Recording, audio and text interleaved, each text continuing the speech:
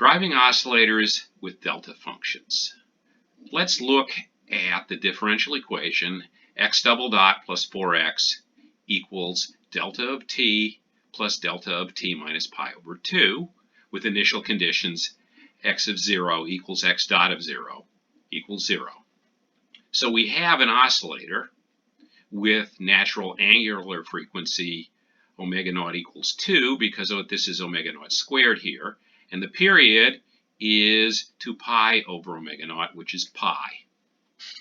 Now on the right-hand side, delta of t imparts 1 unit of momentum to the oscillator at t equals 0. The oscillator goes through half a period, and at t equals pi over 2 has 1 unit of momentum imparted in the same direction as at t equals 0. This is the delta of t minus pi over 2. Now, our oscillator at that point has gone through half a period, which means it's gone out to max amplitude and it's come back through 0, and it's coming through with the same momentum it had leaving, but in the opposite direction. And as a result, we would expect that the 1 unit imparted will exactly cancel the 1 unit in the other direction, leave it with 0 momentum. In other words, this should stop the oscillator dead. So let's see what happens. We Laplace transform the differential equation. And on the left-hand side, we get minus x dot of 0 minus sx of 0 plus s squared cap x from the x double dot.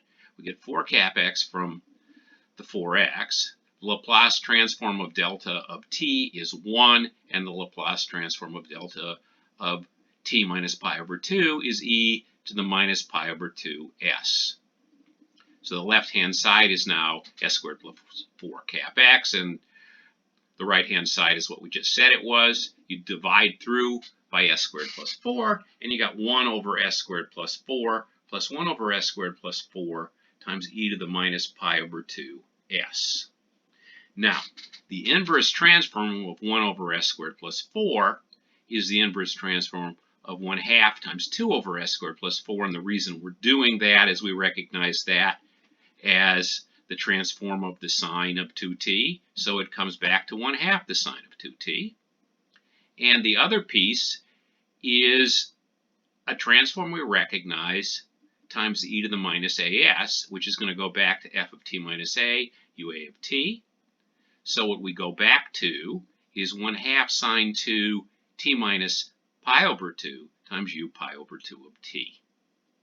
And that means that x is 1/2 sine 2t minus 1/2 sine 2 times t minus pi over 2 times u pi over 2 of t. What does our solution tell us? We have x equals 1/2 sine 2t plus 1/2 sine 2 times the quantity t minus pi over 2 times u pi over 2 of t.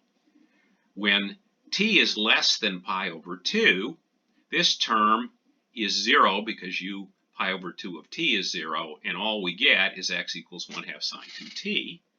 But when t is greater than or equal to pi over 2, this is 1, and we end up with 1/2 sine 2t plus 1/2 sine 2t minus pi, and that's because 2 multiplies t and multiplies minus pi over 2 to give us this pi. Now, if we look at the sign of a minus pi, we can see that this is halfway around the circle from sine a, so it's minus sine a. And that means that this expression becomes 1/2 sine 2t minus 1/2 sine 2t, which is 0. So x is 1/2 sine 2t between 0 and pi over 2, and when t is bigger than or equal to pi over 2, it's 0. And this is exactly what we expected. This thing went through half a period and then was stopped dead at the origin at that time. Now, a note about this solution. If we take the derivative of it, we get cosine 2t when t is less than pi over 2, and 0 when t is greater than pi over 2. And if you look at this, at pi over 2, this thing is minus 1, and at pi over 2, this thing is 0.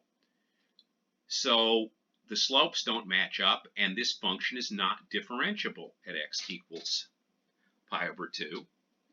And x double dot doesn't exist either, because if x dot doesn't exist, so does an x double dot. But you'll remember that there's an x double dot in the differential equation, so this is technically not a solution in the classical sense, but it is a solution in the generalized function sense.